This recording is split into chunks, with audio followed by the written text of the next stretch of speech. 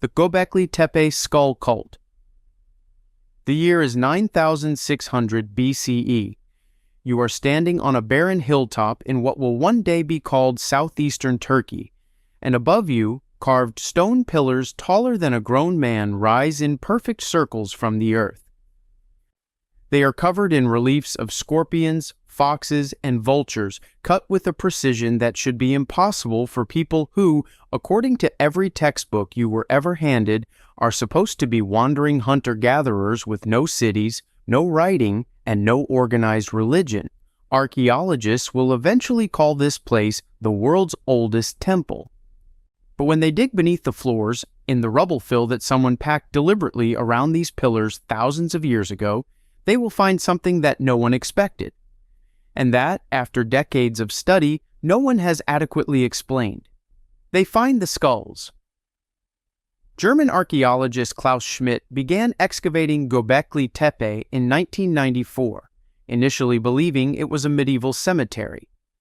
What he uncovered instead forced historians to rewrite the timeline of human civilization. The site's construction is radiocarbon dated to between 9,600 and 8,200 BCE, making it at least 6,000 years older than Stonehenge and 7,000 years older than the Egyptian pyramids. For comparison, the Great Pyramid was built closer to us in time than it was to the construction of Göbekli Tepe. Let that land. In 2017, a team led by Julia Gresky of the German Archaeological Institute published a study in Science Advances that examined 3 carved human skull fragments recovered from the site. What they found was unlike anything in the archaeological record. One skull fragment bore a deep incision carved deliberately along the sagittal suture, a groove running the length of the cranium with no known parallel anywhere in the prehistoric world. A second fragment had a man-made bore hole drilled through the cranial vault, approximately 6 to 8 millimeters in diameter, consistent with rope suspension or mounting on a post. These skulls had not been buried in grief or ceremony. They had been processed, decorated, and displayed. And then there is Pillar 43, the so-called vulture stone. Carved into its face are vultures with what appear to be human heads balanced on their outstretched wings. Researchers interpret this as a depiction of excarnation, the deliberate exposure of a human corpse to birds of prey to strip the flesh from the bone before the skull was collected. This was not a side practice at Göbekli Tepe. It appears to have been the point. The site also tells us something critical about who built it. There are no residential structures here. No hearths, no cooking debris, no storage pits, no evidence that anyone lived within these walls. By every standard archaeological metric, no permanent population inhabited Göbekli Tepe. The builders were mobile hunter-gatherers, predating agriculture entirely, which means a sophisticated skull veneration cult, complete with monumental stone architecture, existed before farming, before pottery, before cities, and before any social complexity that our models say should have been required to build it. And then, around 8000 BCE, someone buried it. The entire complex was deliberately and methodically backfilled with rubble. The skull fragments Gresky analyzed were found in that fill, meaning they were deposited as the site was sealed. Someone intentionally entombed the skulls alongside the temple. Whether that was reverence or containment, we genuinely do not know. Mainstream archaeologists interpret the skull modifications as evidence of ancestor veneration or enemy trophy display, practices documented in later Neolithic cultures across the region. Klaus Schmidt theorized the site was a pilgrimage destination where dispersed hunter-gatherer communities gathered seasonally for ceremony. That framing is rational, grounded, and professionally defensible. But it quietly sidesteps the most disturbing detail. These incisions are not rough or opportunistic. The groove carved along that cranium is precise, intentional, and unique. It appears on no other skull in the prehistoric record.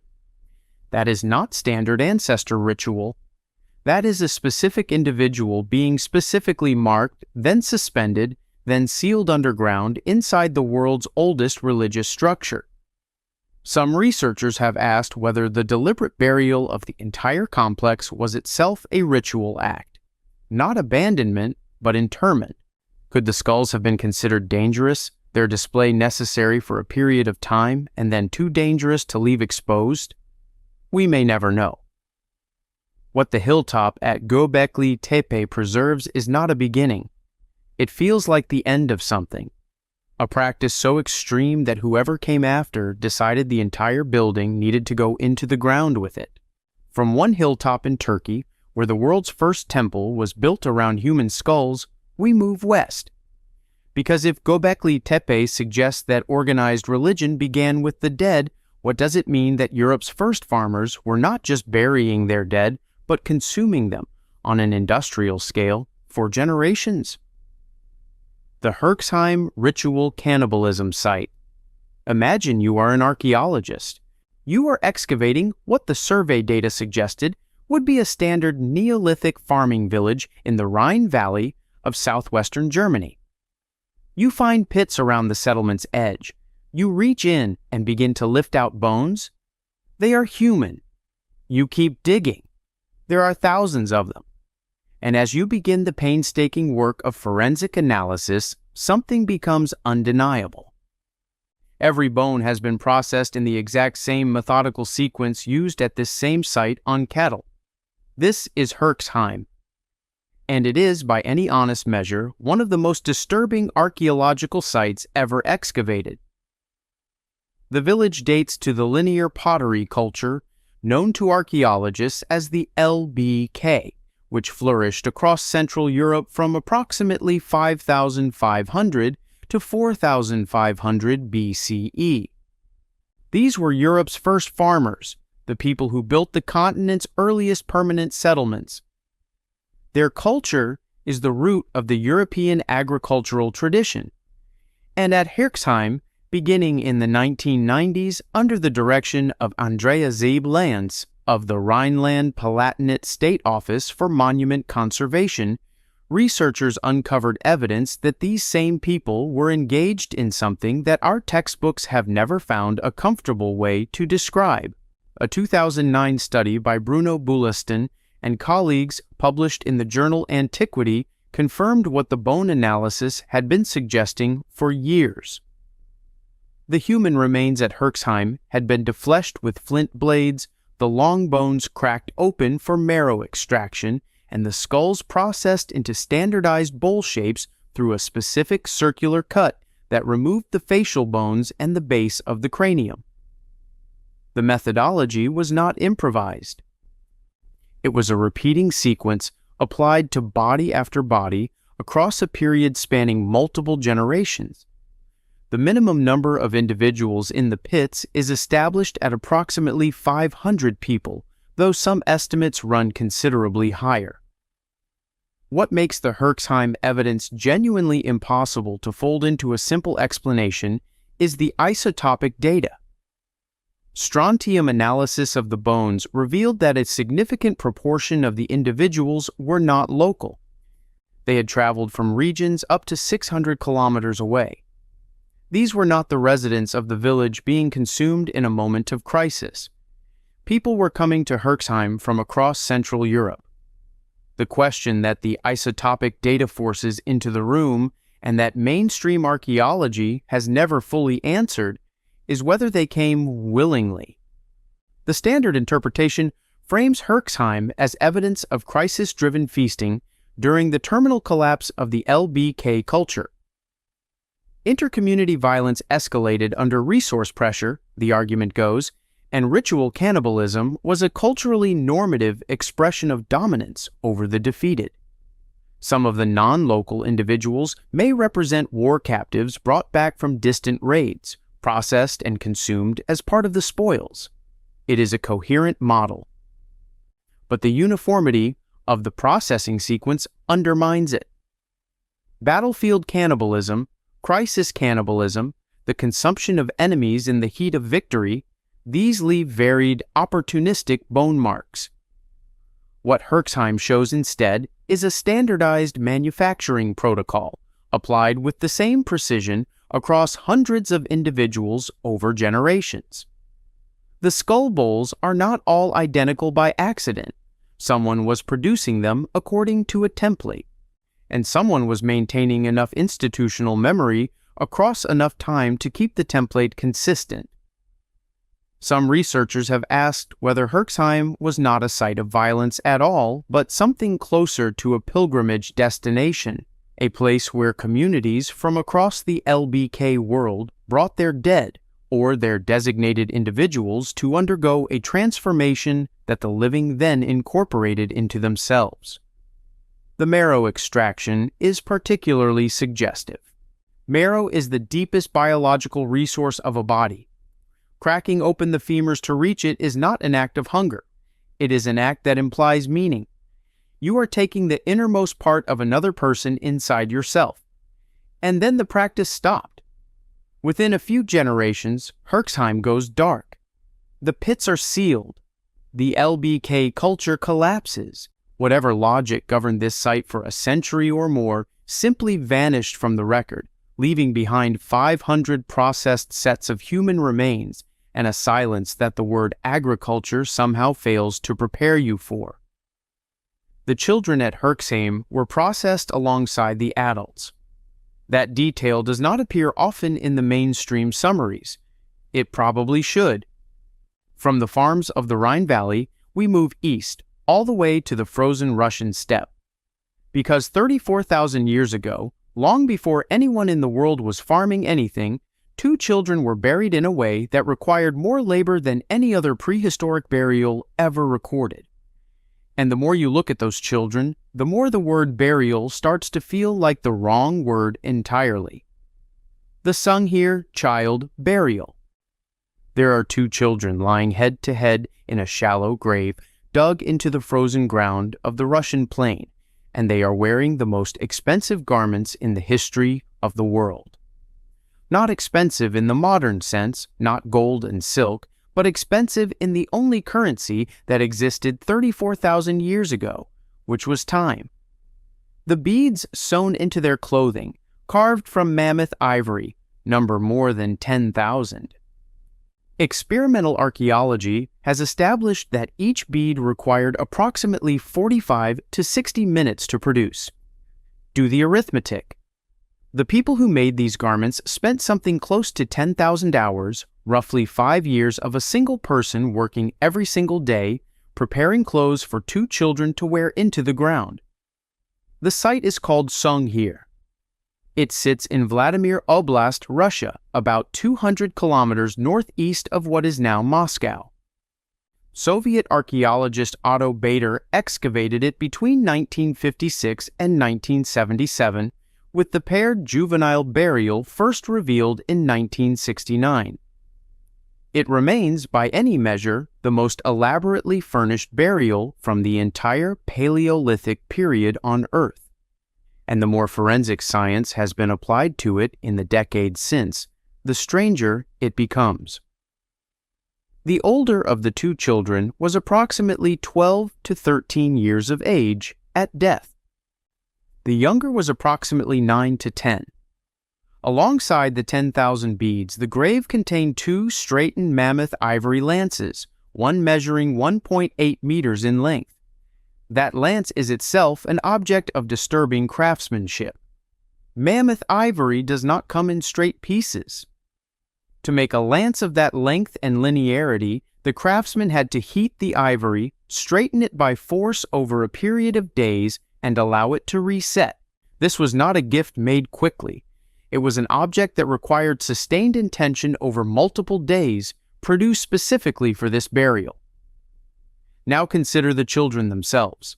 Skeletal analysis conducted by Eric Trinkhaus of Washington University and Francesco Jericho of the University of Bordeaux confirmed that one of the 2 children, the younger one designated Sunghir III, had a severely bowed femur. This was a congenital deformity that would have significantly restricted mobility, making sustained physical labor across a lifetime essentially impossible. This child could not have been a hunter, could not have been a significant contributor to the survival of the group in any conventional sense, and yet this child received the most lavish burial in the recorded history of our species. There is one more object in the grave that rarely appears in the popular coverage of Sunghir. A small carved ivory figurine found alongside the children with its head removed. It is the only decapitated figurine in the entire Paleolithic record. Its presence in a child's grave, among 10,000 hours of beadwork and a lance that took days to manufacture, is not easily explained. The mainstream interpretation frames Sunghir as evidence of inherited or achieved status in a complex hunter-gatherer society. Some researchers suggest the physical deformity of one child was interpreted by the community as a mark of spiritual distinction, making them sacred in life and therefore worthy of extraordinary burial investment. The 10,000 hours of beadwork reflects not individual grieving, but community-wide participation in honoring the dead, a collective expression of social solidarity. But the arithmetic keeps pulling at that explanation. An adult male buried at the same site, Sunghir I, who by any measure represented a far more economically significant member of the group, received approximately 3,500 beads. The children received nearly 3 times as many. If this were about family status or community affection, the numbers should be reversed. The adult should be most elaborately furnished. The children should be modest. The record shows the exact opposite.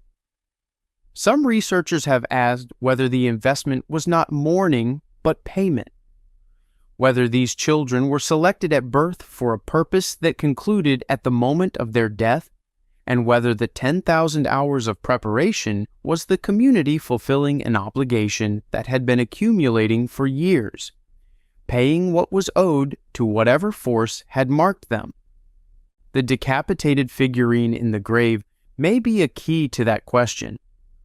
Or it may just be one more thing from 34,000 years ago that we are not equipped to read. The children at Sunghir were buried. In the ancient Near East, the dead were not buried at all. They were brought home, reconstructed, and kept in the room where you ate and slept for generations.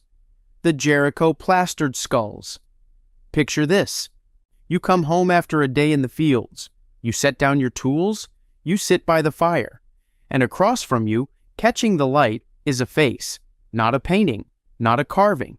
An actual human skull coated in fine layers of lime plaster worked carefully to recreate the contours of a specific person. A nose modeled in 3 dimensions. Cheeks smooth and rounded. Eyelids suggested by the plaster's edge. Impressed into the empty sockets where eyes once were, 2 polished cowrie shells, white, oval, still catching the firelight. This face has been sitting in your home for years. Your children grew up watching it. When you die, your own skull will join it. This is pre-pottery Neolithic Jericho, the oldest continuously inhabited city on Earth, roughly 9,000 years ago. And the plastered skulls discovered here by British archaeologist Kathleen Kenyon in 1953 are among the most unsettling objects in the entire archaeological record, not because they are grotesque, but because they are careful. The craftsmanship is extraordinary, the intent is unmistakably intimate, and neither of those things makes the image easier to sit with. Kenyon's original excavation yielded 7 plastered skulls in a single cache beneath a house floor. Since then, more than 60 similar skulls have been recovered from Neolithic sites across the Levant, including Ain Ghazal in Jordan, Kfar HaHoresh in Israel, and Tel Aswad in Syria. The practice spans a geographic range of roughly 500 kilometers and a temporal window of approximately 2,000 years from around 8,000 to 6,000 BCE. This was not a local aberration, it was a regional institution. CT scanning of the Jericho skulls, conducted through the British Museum, revealed that the plasterwork was applied in multiple layers. These faces were not made once and stored. They were maintained over time, returned to, reworked. The dead were being actively managed as presences, and in at least 3 documented cases, the plaster surface shows traces of red ochre reapplication, meaning the faces were periodically repainted as if to refresh the color of living skin. Someone in a 9,000-year-old house was touching up the complexion of a skull. The mandible, the lower jaw, was consistently removed before plastering. Across dozens of examples from multiple sites, the pattern holds. The skull is preserved. The jaw is discarded. Archaeologist Nigel Goring Morris of the Hebrew University of Jerusalem has noted this pattern in excavations at Kfar HaHorish, where plastered skulls appear alongside articulated animal remains in contexts suggesting an integrated mortuary cosmology. The removal of the mandible appears deliberate and meaningful, but its meaning is one of the things we have not deciphered. Isotope analysis confirms the individuals came from within the local residential population. These were not stranger skulls, not enemy trophies. These were people the household knew, people who had lived in these rooms. The mainstream interpretation is ancestor veneration, and it is reasonable. In early agricultural societies, where land inheritance and lineage continuity became newly critical, maintaining a physical, literal connection to a founding ancestor inside the home consolidated claims of belonging. The individualized plaster features suggest specific remembered people rather than generic ancestral symbols. Keeping the skull in the house kept the lineage argument visible and present. It is an explanation grounded in documented anthropological parallels. But that framing smooths over the texture of what daily life inside these spaces actually looked like. These communities were sleeping within meters of decorated human heads that were being periodically maintained to look alive. The collection grew over generations, new skulls added to existing caches, the room becoming a gallery of the dead whose faces had been carefully reconstructed to remain present. At what point does veneration become something that requires a different vocabulary? Some researchers, including Stephen Mithen in his 2003 study of early Neolithic life, have suggested the skull removal and reconstruction was less about honor than about control. A skull stripped of its jaw cannot speak. A skull coated in plaster and fitted with shell eyes has been stabilized, fixed in place, made permanent in a way the living person never was. Could the plastered skull be not a memorial, but a mechanism?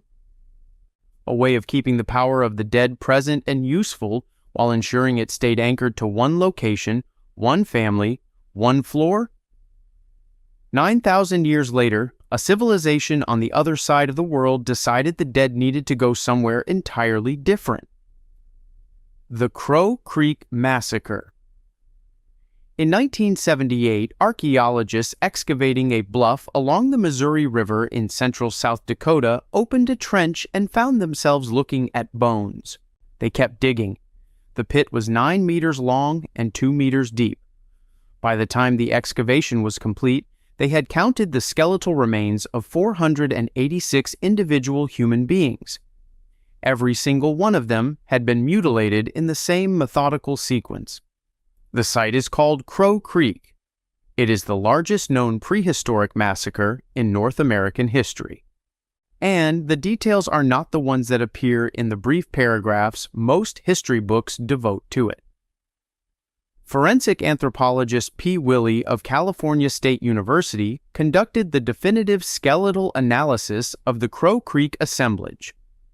His findings established a pattern of post-mortem processing that goes considerably beyond what the word massacre typically implies. Approximately 90% of the 486 individuals show cut marks along the cranial vault consistent with scalping performed while the flesh was still fresh. The cut pattern is not variable. It follows an identical anatomical sequence across nearly every skull in the assemblage. That consistency is one of the things that distinguishes Crow Creek from other prehistoric massacre sites. This was not battlefield opportunism. The scaling was applied with a standardized method, which means it was applied according to a protocol. But the scalping is not the full picture. Analysis confirmed the removal of hands and feet from a significant proportion of the bodies. Hyoid bones from multiple individuals show cut marks consistent with tongue excision, and on the long bones, forensic odontologists identified human tooth marks, the distinctive morphology of human dentition, confirming that some of the individuals were partially consumed after death. The demographic profile of the dead covers all age and sex categories, infants and elderly included. This was not a warrior engagement. An entire community was processed.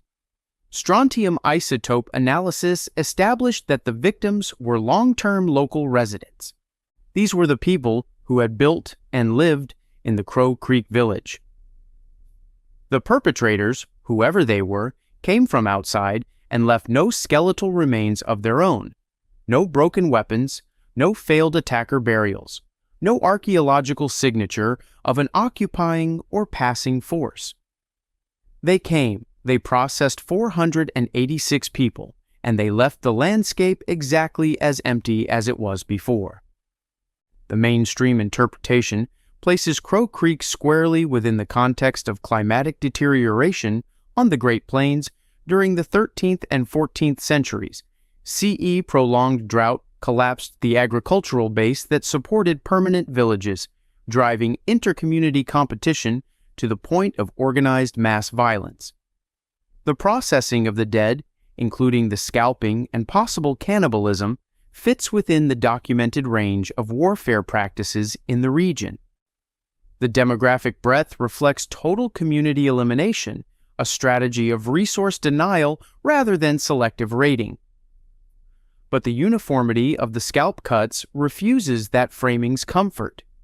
Scalping in the context of genuine warfare varies. It happens in different locations, to different extents, under different degrees of stress and time pressure. What the Crow Creek Bone Record documents is something different. A killing method applied to 486 individuals according to a consistent protocol. The same cuts, the same sequence, the same anatomical precision across an entire population. That is not the residue of battle. That is procedure applied to people. Some researchers have asked whether the protocol itself was the message, whether the specific removal of scalp, hands, feet, and tongue in combination was not a cultural victory display, but a decommissioning ritual, a systematic neutralization of every instrument of human agency. To think, to gesture, to walk, to speak. Whoever was responsible did not just kill the people of Crow Creek.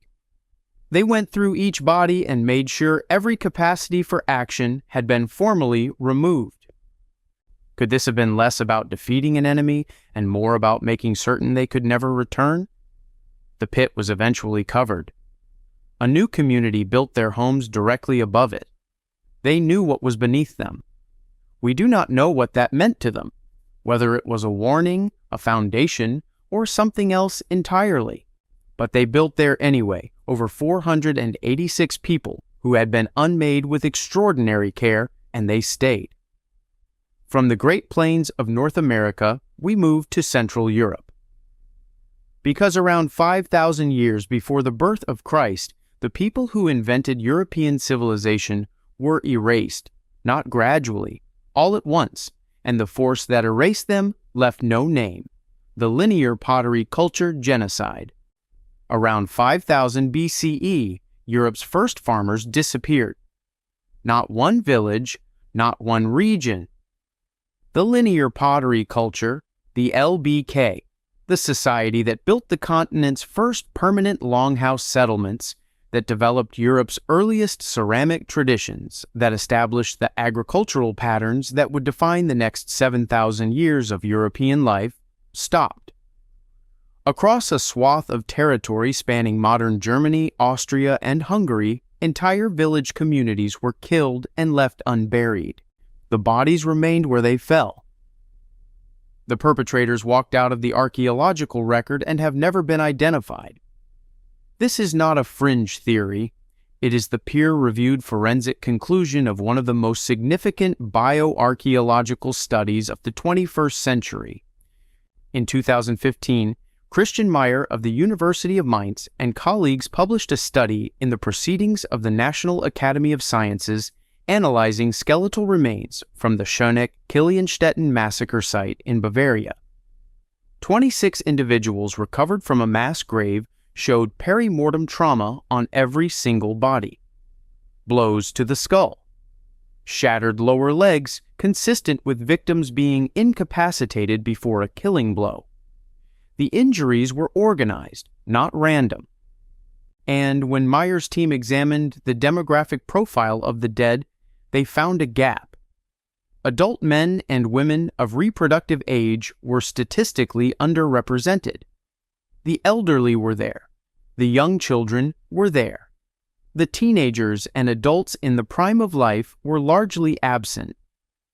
The same demographic gap appears at Aspern-Schletz in Lower Austria, excavated by Maria Teschler-Nicola, where 67 individuals were found in and around the village perimeter, killed and unburied, left to scavengers. Identical pattern. The missing demographic was not absent because they escaped. They were taken. Radiocarbon dating places both sites within the same narrow temporal window, approximately 5,100 to 4,900 BCE, at the terminal phase of the LBK. This was not a gradual cultural decline. This was a synchronized collapse event across hundreds of kilometers. The conventional interpretation, endorsed by Meyer himself, frames this as the violent culmination of an escalating inter-community conflict driven by resource stress and land competition as the agricultural frontier pushed into increasingly marginal territory. The missing young adults represent captives taken for incorporation into the attacking population, a practice with extensive cross-cultural precedent in prehistoric and historic warfare. The attackers themselves are archaeologically invisible because they were assimilated into successor cultures rather than maintaining a distinct material signature. But the coordination problem is real, and the mainstream interpretation does not fully resolve it. The LBK sites that show massacre evidence span several hundred kilometers of modern national boundaries. They display identical trauma signatures, identical demographic gaps, and an identical absence of perpetrator evidence. In a society with no writing, no metal tools, and no domesticated horses, synchronizing attacks on dispersed communities across that geographic range requires an organizational capacity that nothing else in the LBK archaeological record suggests was possible. And yet here is the evidence of exactly that. Some researchers have raised the possibility that the LBK collapse was not military in the conventional sense, but ideological, a coordinated movement of populations dispossessed by the agricultural expansion who reclaimed territory through a wave of violence organized not by a single state power but by a shared purpose. The specific targeting pattern, killing those who cannot be useful while taking those who can, suggests that whoever was responsible understood the difference between destroying a community and ending one. You end a community by removing its future while eliminating everyone who can neither contribute to yours nor forget what was done. It would be the first documented attempt at something with a modern name, and we have no idea who did it, where they went, or whether they ever knew each other's names. From the organized erasure of an entire culture, we narrow to a single man. One murder, 5,300 years old. and the forensic portrait of his last 30 minutes is somehow more disturbing than anything that happened at Schlitz. The murder of Ötzi the Iceman. He ate a full meal about 30 minutes before he died. Red deer, ibex, einkorn wheat, and foraged plants from the valley below. Not a handful of berries grabbed on the run. A proper high-fat, high-protein meal, the kind you eat when you are not afraid, when you believe you have time. Then someone came up behind him on the ice, above him on the slope, and put an arrow into his left shoulder from approximately 30 meters away. The arrowhead severed the subclavian artery. He would have bled out in minutes. His killer stood close enough to watch it happen, and then walked away without touching the most valuable object in Copper Age Europe, the axe lying next to the body.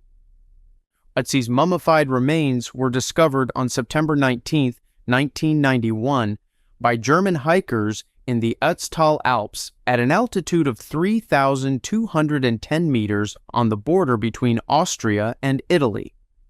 He was initially assumed to be a recent death.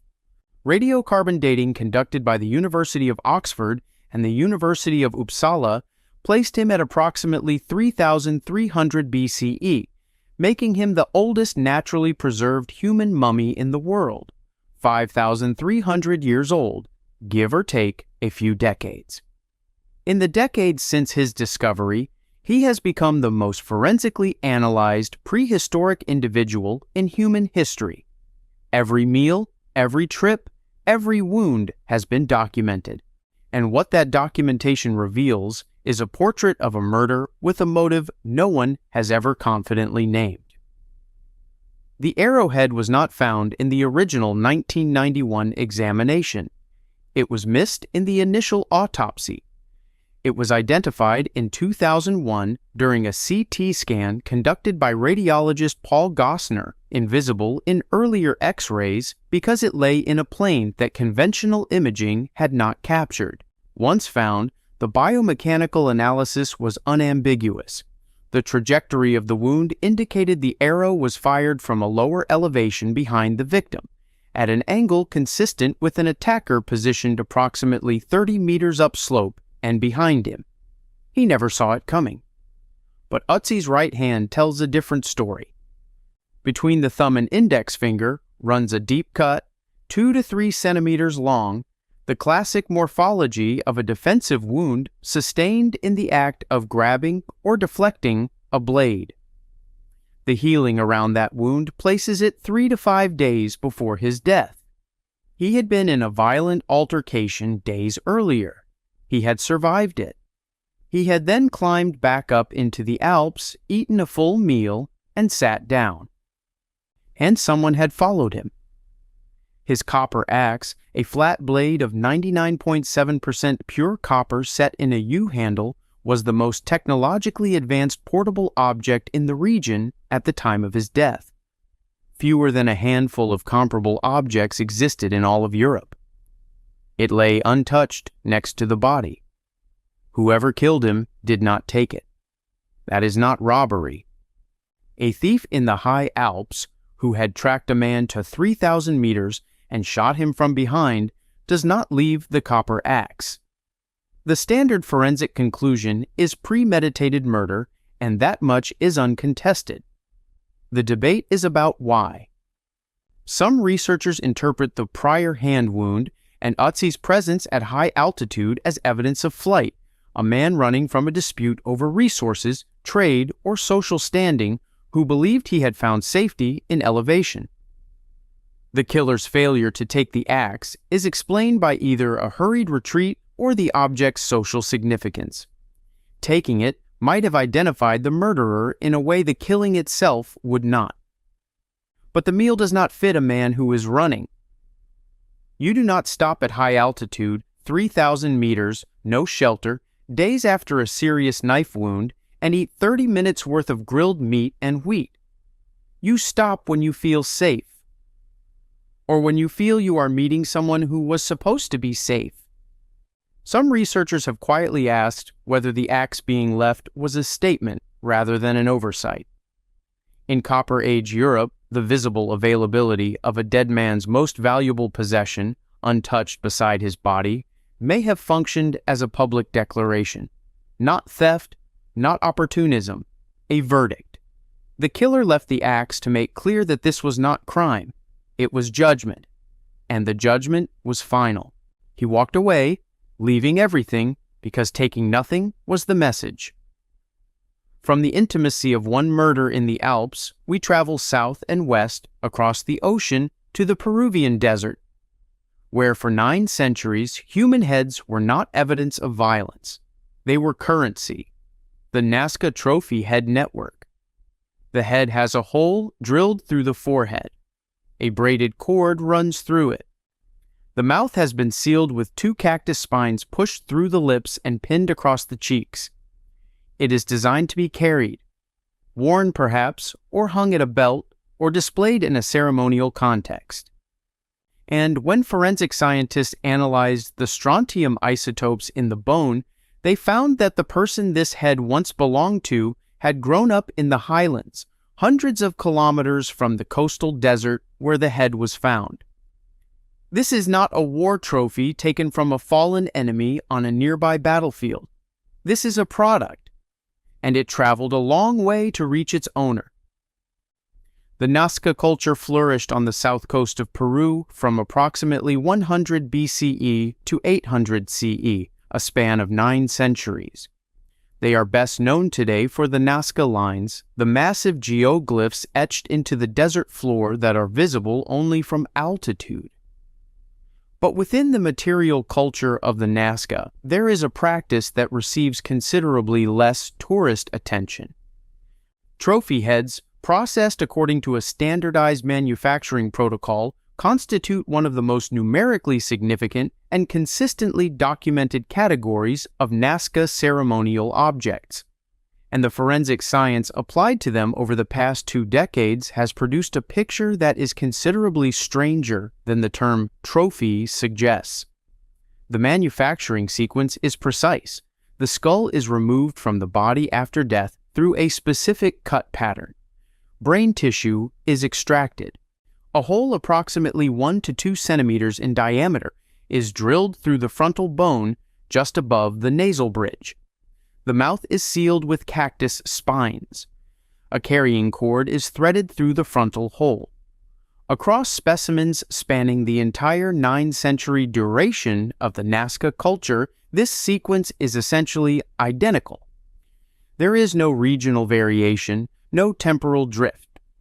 Whatever logic governed the production of these objects was stable enough to maintain manufacturing consistency across 300 years longer than the United States has existed.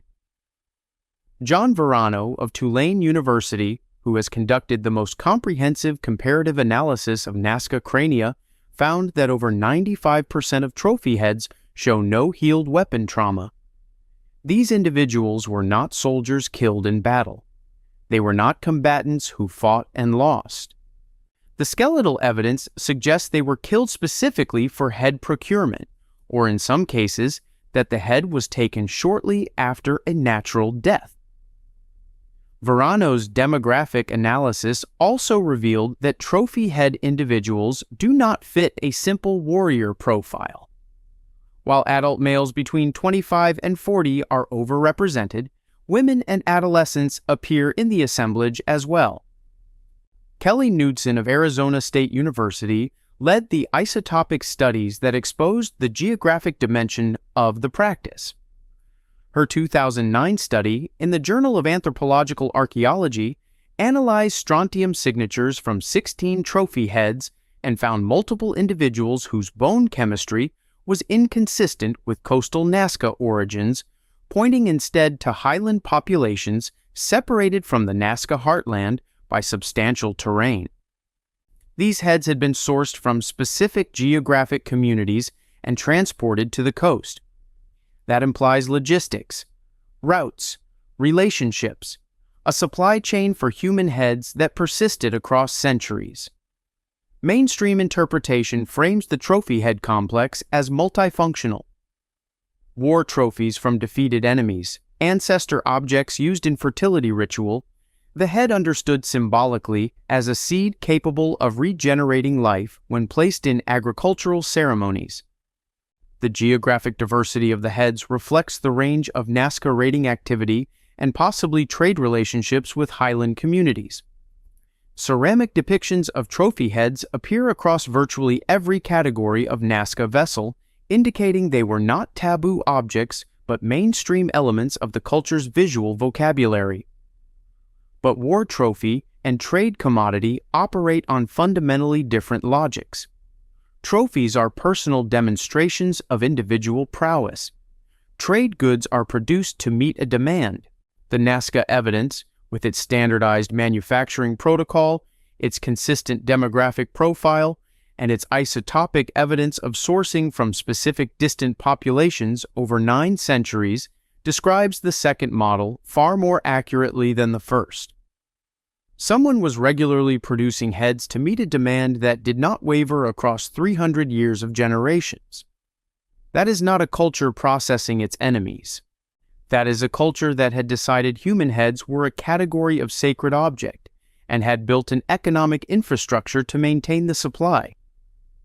Some researchers have raised a possibility that the mainstream literature tends to pass over quickly, that the source communities were not victims, that the highland populations whose dead appear in coastal Nazca ceremonies were participants in an interregional ritual arrangement, providing what the desert ceremonies required and receiving something in return that does not preserve in bone or stone.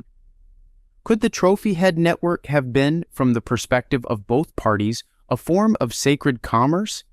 And if so, what does it mean that we have only been able to read one side of the transaction? From the coastal desert of Peru, we travel to the cold, dark bogs of northern Europe, where for 8 centuries someone was killing the most important people in the community and doing it 3 times each just to be certain. The bog body triple death ritual. He was well fed. His last meal was a gruel of barley and seeds, consumed approximately 12 to 24 hours before his death. His nails were manicured, carefully trimmed, showing no signs of heavy manual labor. His hands were soft. His bones carried none of the stress markers of agricultural or physical work. By every physical measure, this was a man who had been maintained, attended to, kept in good condition. Then someone looped a braided leather cord around his neck, tightened it until he died, and placed his body in a peat bog in the position of sleep. His name, if he had one, is gone. We call him Tolland Man, and he is one of dozens. European bog bodies have been surfacing from the peat of Denmark, the Netherlands, northern Germany, and Britain for centuries, with over 1,000 recovered in total. But within this larger population, there is a subset that has resisted every comfortable explanation archaeology has offered. These are the bodies that were killed more than once, redundantly, methodically, using multiple simultaneous or sequential methods, any one of which would have been sufficient. We are talking about strangulation combined with throat cutting, blunt force to the skull combined with drowning, the application of a garrote alongside the severing of the carotid artery. Not one killing method, 2 or 3 applied together to a person who by all physical evidence was high status, healthy, and apparently did not struggle. Tolland Man, found in 1950 in Jutland, Denmark, and examined by forensic pathologist Søren Vestergaard, died by hanging or strangulation from a braided leather garrote still around his neck at discovery. His facial expression, preserved by 2,400 years of peat chemistry, is serene. He looks like a man who fell asleep. He did not fight. Groupalleman, recovered in 1952 from a Danish bog and dated by Aarhus University to approximately 310 BCE, shows a severed throat alongside a fractured skull. Either wound was lethal. Both were delivered. Lindo Man, found in 1984 in Cheshire, England, is the clearest case of what researchers call overkill. Forensic analysis by James Bourke confirmed strangulation by garrote, a blow to the top of the skull, and throat cutting, all applied in close sequence to a man whose manicured fingernails and absence of manual labor markers placed him at the upper end of his society's hierarchy. P.V.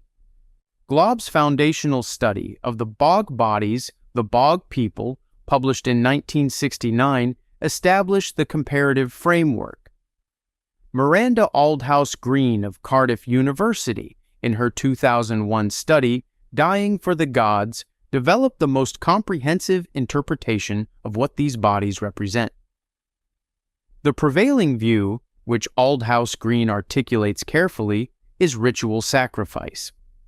Individuals killed as offerings to chthonic deities associated with the bog as a liminal space, a threshold between the world of the living and whatever lies beneath. The high status of the victims suggests either willing participation, the sacred king who accepts death to ensure communal fertility, or the logic that the value of an offering is proportional to the rank of what is offered. Julius Caesar in his Gallic Wars and Tacitus in his Germania both describe Germanic and Celtic ritual killing by submersion in bogs, providing a rare textual parallel for the physical evidence. But the overkill detail does not resolve into this framework as neatly as the mainstream summary implies. A willing sacrifice, or a prestigious offering to a god, does not require 3 simultaneous killing methods. The redundancy is not theological excess. It reads, under forensic examination, like fear. Like the people performing the killing needed to be absolutely, irreversibly certain that what was in the bog was not coming back. Some researchers have asked whether the bog was chosen not as a sacred threshold, but as a containment vessel, and whether the triple death was the methodological equivalent of making sure the container was sealed. The braided garrotes, often of exceptional craftwork, far more refined than anything that would be needed merely to kill, may not be restraints, but bindings, objects designed to hold something in place permanently. The sleeping posture, the careful arrangement of Talon Man's body post-mortem, suggests the perpetrators returned after death to compose him. They wanted him still. They wanted him arranged. They wanted him to stay exactly where they put him. What were they afraid would happen if he moved? From the bogs of northern Europe, we travel east to the largest and most advanced city of the ancient world's Bronze Age, a city of 40,000 people with indoor plumbing and a writing system no one has ever decoded. And to the day, roughly 3,900 years ago, when everyone in its upper levels died where they stood, and nothing has ever fully explained why. The Mohenjo-Daro massacre layer. Mohenjo-Daro was, by any reasonable measure, the most sophisticated city on Earth around 1900 BCE. Not Egypt, not Mesopotamia. The Indus Valley civilization, at its height, covered an area larger than modern India, and Mohenjo-Daro was its greatest urban expression. 40,000 people in a grid-planned city with standardized brick sizes, indoor drainage systems more developed than anything Rome would build 2,000 years later, and a writing system inscribed on thousands of seals and tablets. And then, around 1900 BCE, Mohenjo-Daro ended. Not gradually. The upper occupation levels contain unburied skeletons, scattered in streets and slumped in doorways, in postures that suggest sudden violent death. The city was abandoned and never reoccupied. Contemporary Mesopotamian texts, which had been documenting trade with the Indus Valley region for centuries, fell entirely silent on the subject. And the writing system that might tell us what happened, inscribed on over 4,000 recovered objects, has never been deciphered. Sir John Marshall of the Archaeological Survey of India began excavating Mohenjo-Daro in 1922. The massacre layer was documented by Ernest Mackay in the 1920s and 30s, and subsequently reanalyzed by physical anthropologist Kenneth Kennedy of Cornell University in the 1980s. Kennedy's work confirmed perimortem bone lesions consistent with blade or blunt instrument trauma on several of the 37 skeletons recovered from the uppermost stratum. The remains were not formally buried. They were found in the positions of death, which means whoever survived the event either could not or did not return to collect the dead. The original Aryan invasion hypothesis, proposed by Sir Mortimer Wheeler in 1947 as the cause of the massacre layer, was subsequently rejected by Kennedy's skeletal reanalysis, which found no evidence of ethnic replacement in the bone morphology. No Aryan weapons cache has been found. No conquering culture claimed the site. No inscription in any contemporary civilization's records describes a campaign against the Indus Valley. Wheeler's hypothesis was archaeology filling a vacuum with the nearest available narrative. The vacuum remains. The current consensus, developed most fully by Jonathan Mark Kennier of the University of Wisconsin-Madison, attributes the collapse to ecological stress, the drying of the Saraswati River system, shifting monsoon patterns, possible tectonic activity, and the consequent agricultural failure that could no longer support an urban population of 40,000. Violence in the final period reflects the social breakdown of a dying city, not a military conquest. The population dispersed eastward into the Gangetic Plain and was gradually absorbed into successor cultures. A 2013 study by Gwen Robbins-Shug of Appalachian State University, published in PLOS 1, documented elevated rates of infectious disease and interpersonal violence in Indus Valley skeletal assemblages from the late period, consistent with a population under severe cumulative stress before the final abandonment. The ecological model is coherent. Civilizations collapse under environmental pressure. The Indus Valley was not the first and would not be the last. But ecological collapse produces migration. When a city's agricultural foundation fails, the population leaves and they bury their dead as they go. What the massacre layer at Mohenjo-Daro shows is people who did not leave. People who died in streets and doorways while the civic infrastructure that had maintained one of the world's greatest cities for 700 years was no longer functioning. The city was not evacuated in an orderly fashion. A portion of its population was trapped or chose to stay and died there. And the city that had maintained drainage systems of a sophistication not seen again for millennia apparently could not manage in its final days to bury 37 people.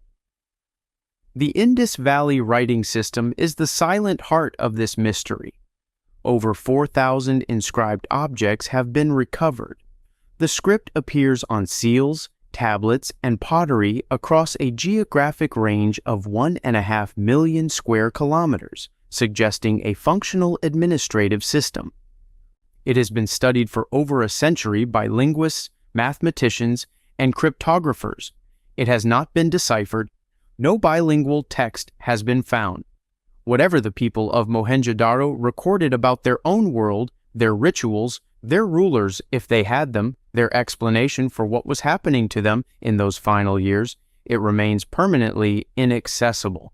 Some researchers, including Shireen Ratnagar, have proposed that the very absence of palaces, temples, and identifiable ruling class architecture at any Indus Valley site, unique among ancient civilizations, suggests a form of social organization so different from anything that followed that we may simply lack the conceptual vocabulary to model it.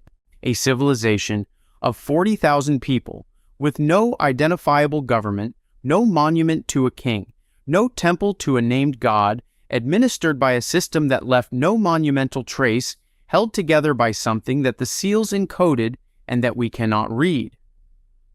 And one day, perhaps suddenly, that something failed.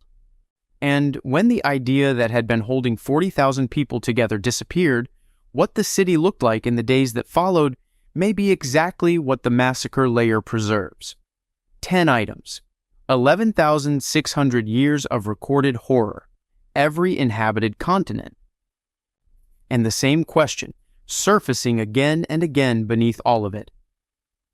What exactly did our ancestors know, and how much of it did we decide, consciously or otherwise, was better left unexamined? The mainstream answers to each of these events are rational, professionally grounded, and not wrong. Ecological stress, resource competition, ancestor veneration, ritual sacrifice within documented cultural frameworks. These explanations are built on real evidence assembled by careful researchers working with the actual bone and stone and isotope data. They deserve to be taken seriously, and they are. The problem is not that they are false. The problem is that each one, under sustained examination, reaches a point where it simply stops being sufficient, where the data keeps going, but the explanation quietly runs out of road. The skull cult at Göbekli Tepe existed before civilization by any standard definition. The cannibalism at Herxheim was not crisis behavior. It was procedure. The children at Sunghir were buried with more labor investment than any other prehistoric individual on record, and they were physically incapable of justifying that investment through the logic of inherited status. The plastered skulls of Jericho were not stored, they were maintained. The massacre at Crow Creek was not chaotic. It was methodical. The LBK collapse was not local. It was coordinated across hundreds of kilometers by a force that left no trace. Ötzi was not robbed. He was judged. The Nazca trophy head network was not opportunistic. It was a supply chain. The bog body triple deaths were not excessive. They were precautionary. And Mohenjo-Daro did not evacuate. Part of it stayed and died in the streets of the most advanced city in the ancient world, and the writing that might explain why is still unread. What connects these 10 items is not a conspiracy. It is a refusal by the evidence to be fully contained by the explanations we have built for it. History did not begin in Greece or Rome or Egypt. It began in the dark, with people who had already worked out things about power, death, and the maintenance of social order that our standard narrative of human progress has never found a clean way to incorporate. The prehistoric world was not a rehearsal for civilization. In many of these cases, it was civilization running on a logic we have not recovered. Most people encounter these sites in a single textbook sentence, absorb the official explanation, and move on. You made it here, which means you are not satisfied with the sentence. That instinct, the refusal to accept the summary when the details do not add up, is not paranoia. It is the basic equipment of anyone who actually wants to understand the past rather than just memorize the approved version of it.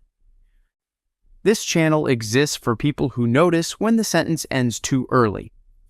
Hit subscribe and join the archive. And then go to the comments. Pick the one item from this list whose mainstream explanation you find least convincing. Make the case for why. Defend it against whoever pushes back. The floor is yours. 11,600 years ago, someone on a hilltop in Turkey drilled a hole through a human skull and hung it in the dark. We do not know why. We may never know why. But we know they did it with extraordinary care, in a structure they then spent 1,000 years maintaining before sealing the entire thing underground as if the contents needed to stay put. Whatever they understood about death, power, and the things that need to be contained, they understood it before farming, before writing, before any of the institutions we call civilization. We are not standing at the beginning of the story. We are standing somewhere in the middle, looking back at a depth we were never taught to see. Subscribe and keep looking.